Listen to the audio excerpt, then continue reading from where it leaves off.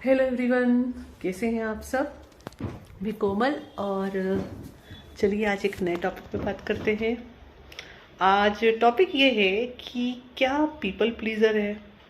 हम्म अगर मैं ऐसा डायरेक्टली पूछती हूँ तो जनरली जवाब क्या आता है? नो नो नो नो, हम तो बहुत स्ट्रेट फॉरवर्ड है, हम पीपल प्लीजिंग नहीं करते हैं।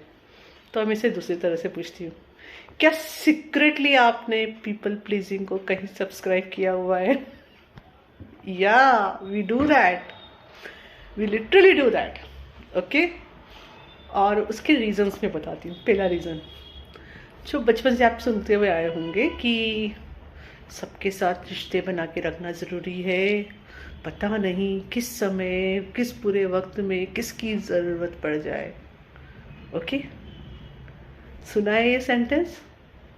तो इस चक्कर में कई बार क्या करते हैं कि यार किसी की कब ज़रूरत पड़ जाएगी, हमें सबसे अच्छे रिश्ते बना के रखना है। तो हम अपने आप को ट्रेन क्या करते हैं कि पीपल प्लीजिंग को सब्सक्राइब कर लो, जो कि ठीक नहीं है। इसमें हम क्या कहते हैं कि हाँ, किसी इंसान से हमें कुछ अच्छा मिल रहा है तो उससे कुछ एब्यूसिव भी मिल रहा है, तो it is okay, we have to take that also. Frankly speaking, यहाँ पे हम क्या कर रहे हैं, फॉर एग्जाम्पल मुझे किसी से सपोज 1000 रुपीज़ मिले, ठीक है।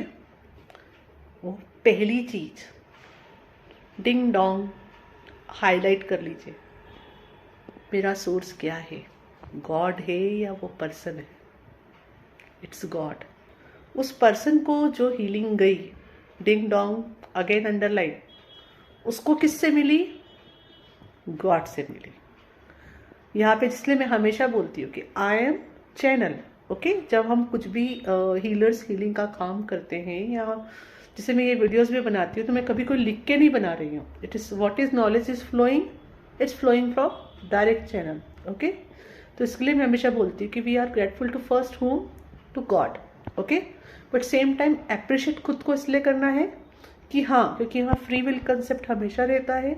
आप डिवाइन विल को एक्सेप्ट कर रहे हो तो आप खुद को भी अप्रिशिएट करो, ठीक है।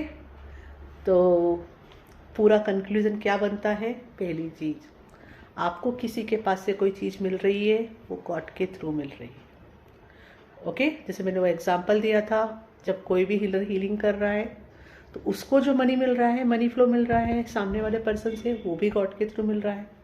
और जो पर्सन आया है उसको हीलिंग मिल रही है हमारे थ्रू, तो वो भी गॉड से मिल रही है। अंडरस्टैंड? दोनों ही चीज में गॉड की ही एनर्जी फ्लो हो रही है।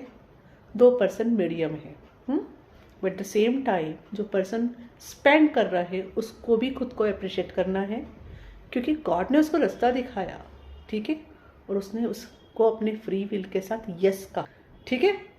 और इन द सेम टाइम वो हीलर को भी अप्रिशिएट करना है। क्यों? क्योंकि उसको भी गॉड ने रास्ता दिखाया। गॉड कह रहे कि मैं ऐसे फ्लो कर रहा हूँ, आपको ये करना है, आपने यस कहा, ठीक है।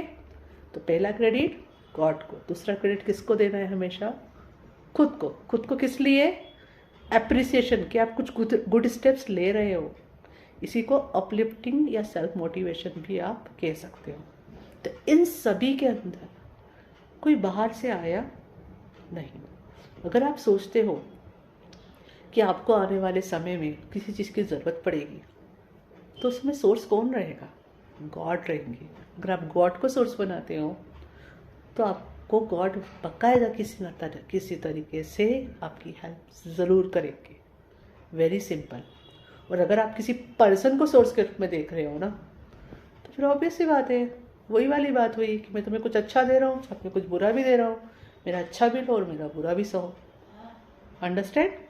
तो जब भी ये कंसेप्ट आए तो ध्यान रखिए, आप इनडायरेक्टली पीपल प्लीजिंग को सब्सक्राइब कर रहे हो नए नए बहाने देकर।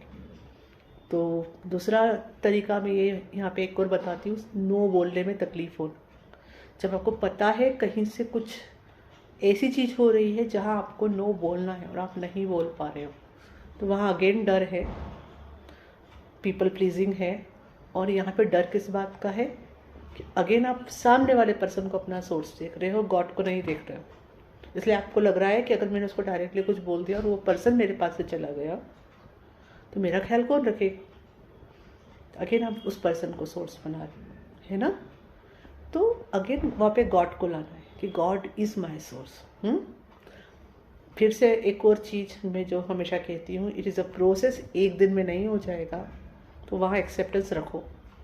जहाँ आप गॉड को सोर्स मानते हो बट सामने वाले को कहने को, नो को बोलने में आपको डर लग रहा है, एक्सेप्ट करो कि हाँ मैं इन जगहों पे तो बोल पाई, यहाँ पे नहीं बोल पाई, मुझे डर लगता है। एक्सेप्ट करो पहले, एक्सेप्ट इट कि हाँ मुझे इस पर्सन को नो बोलने में डर लगता है।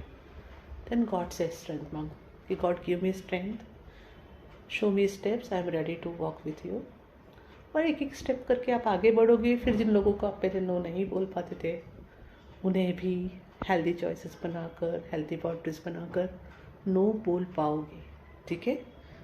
So this is a small knowledge जो मुझे गाइडेड फील हुआ शेयर करने के लिए। तो इसको प्रैक्टिकली अप्लाई करके देखिए।